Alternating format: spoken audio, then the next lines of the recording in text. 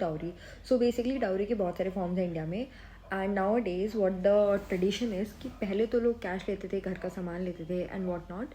तो आजकल लोग क्या करते हैं ना, वो डाउरी लेते हैं बट वो कह देते हैं कि वो कैश नहीं ले रहे, कैश कि कैश नहीं देंगे, बट हाँ घर का सामान तो बेटी को देना ही पड़ता है। So now what I don't understand is कि घर का सामान लड़के के घर वाले क्यों नहीं दे रहे हैं। सिर्फ लड़की घर वालों को क्यों पड़ी है कि हमारी बेटी नए घर में जा रही है तो उसको बेड तो देना ही पड़ेगा, क्योंकि ससुराल वाले थोड़ी ना देंगे बेड सोने के लिए। ये लॉजिक मुझे थोड़ा समझ नहीं आता है। देन द थिंग इज़ कि ये लोग बोलते हैं कि लड़के वालों का भी तो इतना खर्चा होता है ज्वेलरी देने में। सो देखो, माइंडसेट तो दोनों साइड का ख़राब है, जैसा दहेज देने वाला वैसा ही दहेज लेने वाला।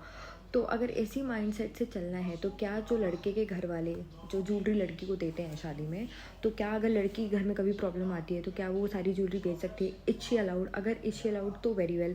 और ऐसा तो नहीं है कि लड़की के घर वाले बिना ज्वेलरी दिए भेज देते हैं, लड़की घर वाले भी बहुत सारी ज्वेलरी देते हैं।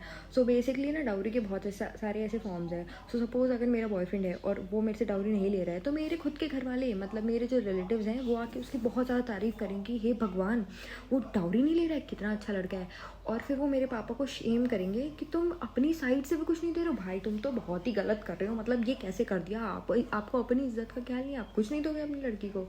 सो बेसिकली ये चल रहा है आजकल। तो सामान लेंगे, दूसरी चीज़ें कर देंगे, बस कैश नहीं लेंगे तो अपने आप को बहुत हीरो समझेंगे कि हमने डाउरी नहीं लिया है। भाई every form of thing that you take that is unnecessary, कि जो इसके नाम पे दिया जाता है कि ये तो देना ही पड़ता है लड़की की साइड से, घर का पूरा सामान, सोफ़ा, फ्रिज, ये सब देना ही पड़ता है, भाई वो भी डाउरी है। अपने आप को ज़्यादा संत समझने की ज़रूरत नहीं है आप लोगों को।